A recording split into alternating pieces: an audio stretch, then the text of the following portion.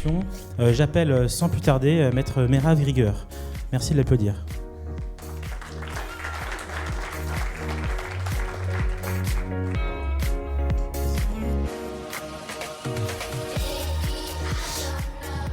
Merav, très heureux de te recevoir. Également. Je te laisse pour la présentation. Tu as le bip qui est là. Voilà. Bonjour à tous. Parfait. Donc j'ai la lourde tâche de vous parler de la partie peut-être la moins agréable, mais qui n'en demeure pas moins utile. Bonjour Elsa. Le travail à l'ère numérique, les droits des entreprises, leurs obligations et quelques recommandations, tout ça en 10 minutes. On va y arriver. Les droits. Oui, bien entendu, les entreprises, les employeurs peuvent déployer et contrôler les nouvelles technologies de l'information et de la communication, les NTIC, les TIC, les moyens digitaux, les nouveaux moyens de communication électronique, numérique, etc.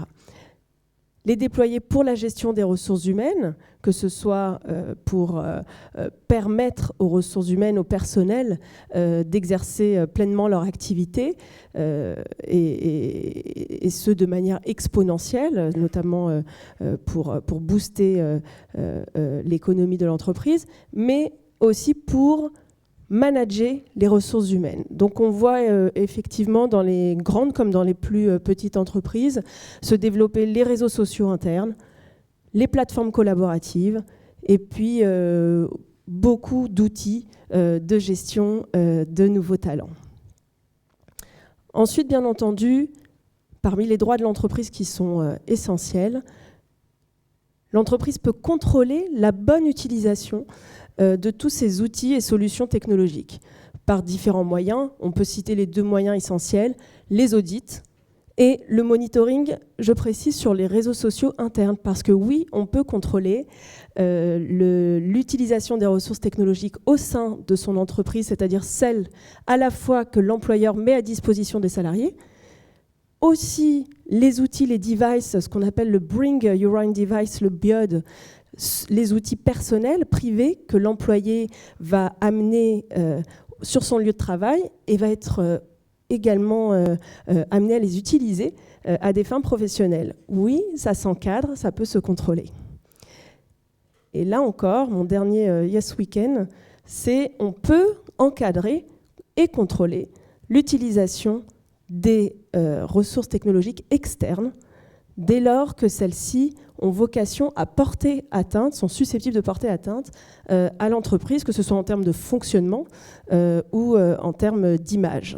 Donc même si ces outils, Twitter, Facebook, etc., pour ne citer que, sont utilisés en dehors de l'entreprise, le week-end, le soir, oui, des règles en interne peuvent exister pour les encadrer. Le troisième droit que je voulais évoquer en ce qui concerne l'entreprise, c'est bien entendu le droit de sanctionner, puisqu'une fois qu'on a contrôlé, l'objectif c'est de pouvoir en tirer des conclusions. On sait que la sanction peut aller jusqu'au licenciement. Qu'est-ce qu'on peut sanctionner ? Quelques exemples. Tous les agissements des employés qui peuvent avoir pour effet, que ce soit de manière volontaire ou involontaire, de saturer le réseau. L'espionnage industriel, un email, des documents qui sortent de l'entreprise. La divulgation d'informations confidentielles. Là encore, que ce soit volontaire ou involontaire, même par négligence. Le dénigrement de l'entreprise. Là, c'est typiquement les situations que l'on rencontre sur les réseaux sociaux.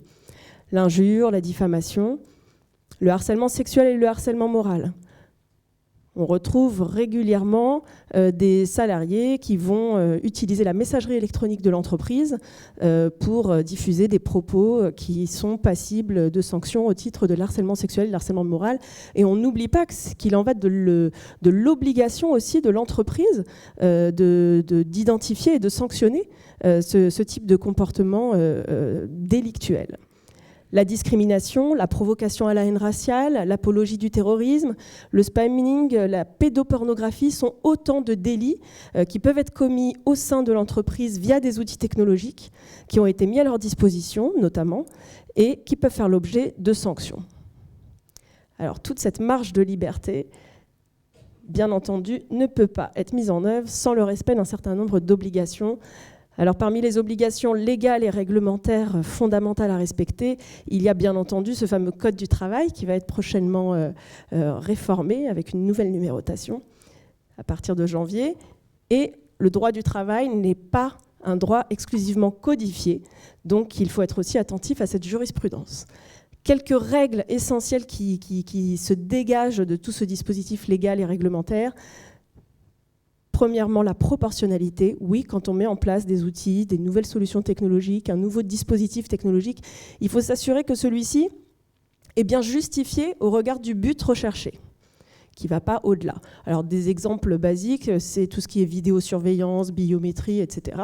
Il faut vraiment que ce soit justifié au regard de l'activité ou des lieux qu'on protège. Donc, c'est un exemple un peu basique, mais on le voit cependant souvent. Donc, pas de caméra vidéosurveillance dans les toilettes. Voici un exemple de non-proportionnalité. Transparence, information des salariés et aussi information des représentants du personnel. Respect de la vie privée, c'est inscrit dans le Code du travail. Et tout ce qui concerne l'hygiène et la sécurité des salariés. Donc ça, c'est quelques exemples de règles fondamentales qui vont figurer par différents articles dans le Code du travail, mais c'est autant de réflexes qu'il faut garder en tête. Alors cette fameuse loi, c'est le second dispositif très très très important qu'il faut également retenir, c'est la fameuse loi informatique et liberté, celle du 6 janvier 1978 qui a été modifiée à maintes reprises. C'est cette loi où l'autorité de régulation est la fameuse CNIL, la Commission nationale de l'informatique et des libertés, qui sanctionne lourdement et qui va être amenée à sanctionner davantage puisqu'il y a un projet de règlement européen qui est dans les tuyaux et qui verra le jour a priori en janvier 2016. Cette loi fixe un certain nombre de règles, l'objectif étant de protéger les données à caractère personnel au sein d'un organisme privé ou public. Donc tout le monde est logé à la même enseigne. Parmi les règles à respecter, il y a le principe de légitimité. Il faut que l'outil, le dispositif technologique que vous décidez de mettre en place soit légitime. Alors il y a quand même une bonne part de bon sens et rares sont les dispositifs qui ne sont pas légitimes. Assurer la confidentialité et la sécurité des données, que ce soit par le plus performant des firewalls, mais aussi par des bonnes pratiques en interne, purement matérielles. Et là encore, il convient de responsabiliser les salariés sur ces éléments basiques, comme par exemple ne pas laisser un post-it sur son écran avec son identifiant et son mot de passe. Donc ça paraît un exemple tout à fait banal, mais on le retrouve encore et on décline encore toutes ces bonnes pratiques pour assurer cette confidentialité parfaite des données et la sécurité de celles-ci. On retrouve également le principe de proportionnalité et de transparence évoqué tout à l'heure et qui va se décliner sous différentes règles. Alors cette loi, pourquoi est-elle importante ? Parce qu'elle est énormément instrumentalisée dans le cadre des contentieux prud'homaux. De nombreux licenciements ont pu être invalidés avec les indemnités conséquentes qui allaient avec, au titre de cette loi informatique et liberté. Notamment parce que le respect du principe de transparence était défaillant, faisait défaut. Cette transparence va se décliner de deux façons. C'est l'information des personnes qui va se cumuler avec l'information précédente au regard du droit du travail et la déclaration du dispositif auprès de la Commission nationale de l'informatique et des libertés. Exemple, si je fais un audit et que je contrôle la messagerie de mon salarié sans l'en avoir informé et sans avoir déclaré à la CNIL ce traitement de contrôle de la bonne utilisation des ressources technologiques de l'entreprise, la preuve, même si c'est une preuve parfaite, incontestable, ne pourra pas être exploitée pour le licencier. Elle pourra certes être exploitée dans le cadre d'une plainte pénale, mais le licenciement ne pourra pas intervenir au titre de cette preuve qui aura été collectée de manière déloyale. Et la jurisprudence, les décisions en la matière sont importantes. Les recommandations. Alors pour que toute cette marge de manœuvre de l'entreprise puisse se faire de manière efficace, la toute première recommandation est de mettre en place une charte, alors qu'on peut appeler de bonne utilisation des ressources technologiques. Elle doit inclure les ressources technologiques internes, celles qui sont mises à disposition par l'employeur, les ressources technologiques que le salarié amène lui-même sur son lieu de travail, ce qu'on a appelé le BYOD tout à l'heure, Bring Your Own Device, et encadrer l'utilisation des réseaux sociaux externes.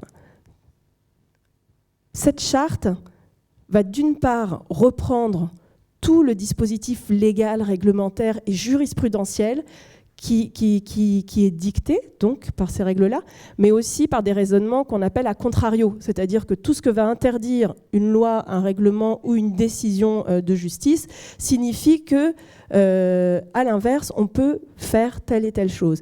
Et là, on a une marge de manœuvre qui est définie et qui est considérée comme légale.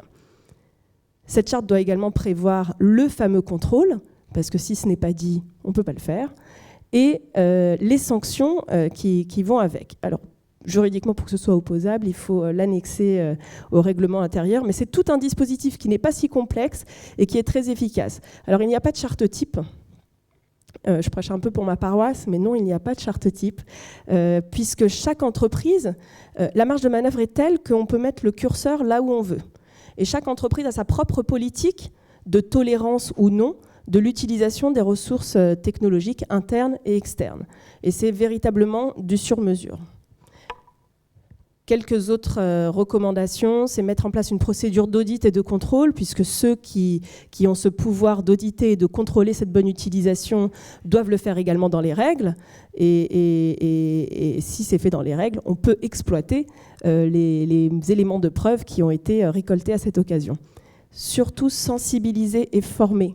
On constate que 80% des dérapages qui ont été commis par un salarié dans le cadre de l'utilisation de moyens digitaux de communication auraient pu être évités si celui-ci avait été sensibilisé aux bonnes règles d'utilisation. Toutes les affaires qu'on a pu voir, Alten et compagnie, où les salariés ont dénigré l'employeur ou l'entreprise, vous savez, ces groupes Facebook, je ne sais plus comment ça s'intitulait, mais c'était quelque chose du titre « Mon patron est un con », etc. Donc on est dans l'injure. Toutes ces affaires-là auraient pu être évitées si les salariés avaient eu conscience que c'était déloyal, que ce n'était pas un comportement qui relevait de la liberté d'expression telle qu'elle peut s'exercer légalement.